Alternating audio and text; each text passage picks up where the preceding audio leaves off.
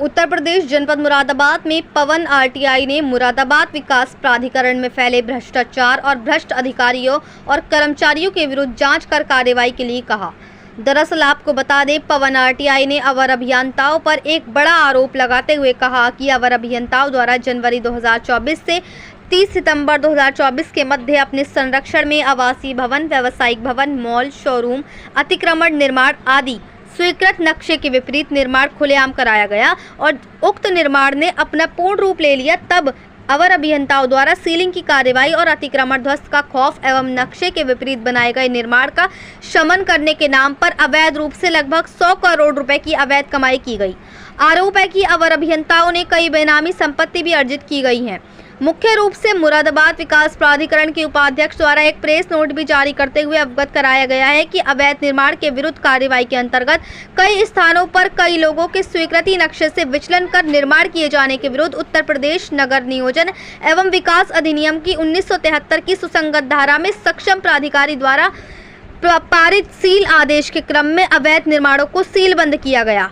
ऐसा कई जगहों पर और कई मकानों पर किया गया है, जिस कार्यवाही में प्राधिकरण के सहायक अभियंता श्रीमती मेघा यादव, अवर अभियंता श्री सतवीर सिंह, श्री राजन सिंह एवं श्री मनोज कुमार सिंह तथा सभी परिवर्तन टीम के कर्मचारियों के साथ साथ थाना सिविल लाइंस का पुलिस बल भी उपस्थित रहा। वहीं पवन आरटीआई ने आरोप लगाया कि इसके अलावा स्मार्ट सिटी मुरादाबाद के घनी आबादी वाले क्षेत्र में जिलाल स्ट्रीट मंडी चौक में संतोष ज्वेलर्स के स्वामी संतोष अग्रवाल द्वारा अवैध रूप से अतिक्रमण कर मल्टीप्लेक्स कॉम्प्लेक्स बनाए जाने की शिकायत निर्माण शुरू होने से पूर्व ही मुरादाबाद विकास प्राधिकरण के उच्च अधिकारियों से की गई थी, जिसमें भी उक्त अधिकारियों के संरक्षण में अवैध निर्माण कार्य फल फूल रहा है और मुरादाबाद विकास प्राधिकरण के उच्च अधिकारियों से वार्ता करने पर यह कहा जाता है कि विभाग द्वारा नोटिस की कार्यवाही चल रही है और निर्माण कार्य बंद है, जबकि वास्तव में समस्त अवैध निर्माण अतिक्रमण सील संपत्तियों पर मात्र अवैध कमाई के लिए की जाती है और बाद में शमन शुल्क के नाम पर कुछ धनराशि विभाग में जमा कराकर अपनी जेबें भर ली जाती हैं, जिससे स्पष्ट है कि उक्त अवैध निर्माण मुरादाबाद विकास प्राधिकरण के तत्कालीन व वर्तमान अधिकारियों की पूर्ण सहमति और पूर्ण जानकारी में किया गया है और अपने कर्मचारियों को बचाते हुए सीलबंद कार्रवाई मात्र एक औपचारिकता एवं स्वयं को सदोष लाभ प्राप्त करने की नियत से की गई है, जिसमें किसी भी कर्मचारी के विरुद्ध उत्तर प्रदेश नियोजन एवं विकास अधिनियम की धारा 26D के तहत कार्रवाई नहीं की गई है। वहीं पवन आरटीआई ने कहा कि इस प्रकरण में उच्च स्तरीय कमेटी गठित करके जाँच कराते हुए मुरादाबाद विकास प्राधिकरण में फैले भ्रष्टाचार को समाप्त करें, ताकि जनता का मुरादाबाद विकास प्राधिकरण के अधिकारियों और कर्मचारियों द्वारा खुलेआम भ्रष्टाचार के नाम पर किए जा रहे आर्थिक शोषण पर रोक लग सके।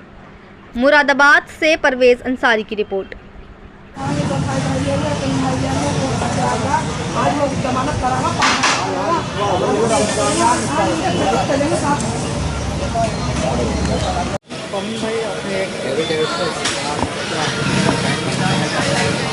ऐसा है, मुरादाबाद विकास प्राधिकरण द्वारा लगातार प्रेस नोट जारी कर मीडिया को अवगत कराया जा रहा है, जनता तक मैसेज दिया जा रहा है कि हम अतिक्रमण पर बखूबी कार्रवाई कर रहे हैं, लेकिन ये कार्रवाई नहीं हो रही है। वाइट कॉलर क्राइम है, इसकी आड़ में वाइट कॉलर क्राइम किया जा रहा है, इसके आड़ में अवैध वसूली की जा रही है। ये खुले तौर पर वाइट कॉलर क्राइम है। वो कैसे, मैं बताता हूँ। कोई भी भवन ऐसा नहीं है जो एक दिन में खड़ा हुआ हो।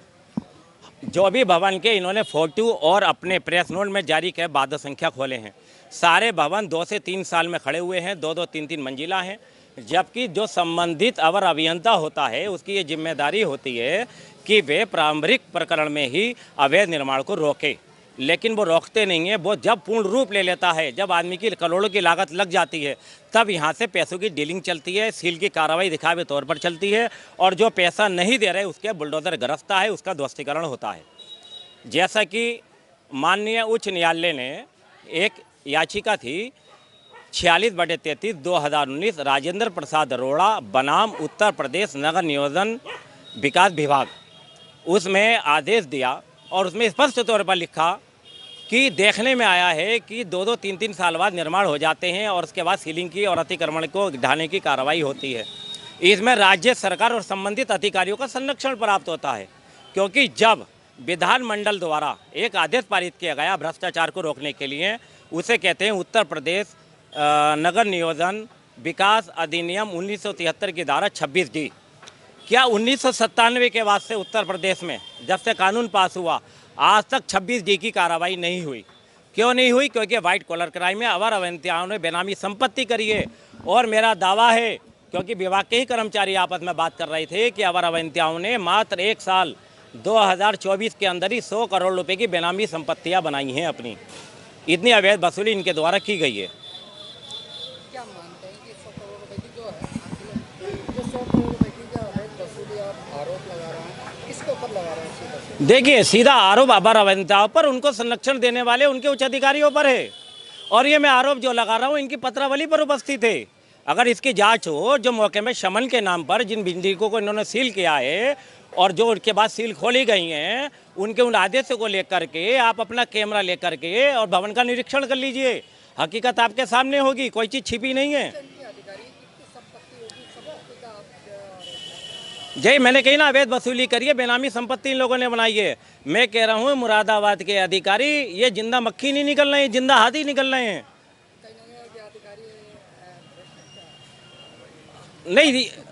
नहीं, इसको तो ये अपने आप को दूध का धोला कह रहे हैं। भ्रष्ट हैं क्या? इनकी पत्रावलियाँ बदलाएंगी ना। अब अधिकारी जांच करा लें। भाई मुझे तो ऐसा लग रहा है सीधे सीधे सरकार को गिराने के लिए एक साजिश रची जा रही है, जिस प्रकार अवैध निर्माण हो रहा है। क्योंकि जो सरकार भ्रष्टाचार के खिलाफ नारा लेकर के चली, जो वर्तमान में है, जो यूपी में है, आज उसको गिराने की एक साजिश ये भ्रष्ट अधिकारी कर रहे हैं। क्योंकि ये वही अधिकारी हैं जो सापा सरकार में थे।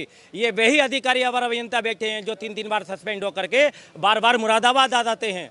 ये पूरी सरकार के खिलाफ एक साजिश रची जा रही है। क्योंकि माननीय योगी जी की, माननीय मोदी जी की भ्रष्टाचार की नीतियों को पलीता लगा रहे हैं अधिकारी। ये सरकार के खिलाफ एक खुली साजिश है।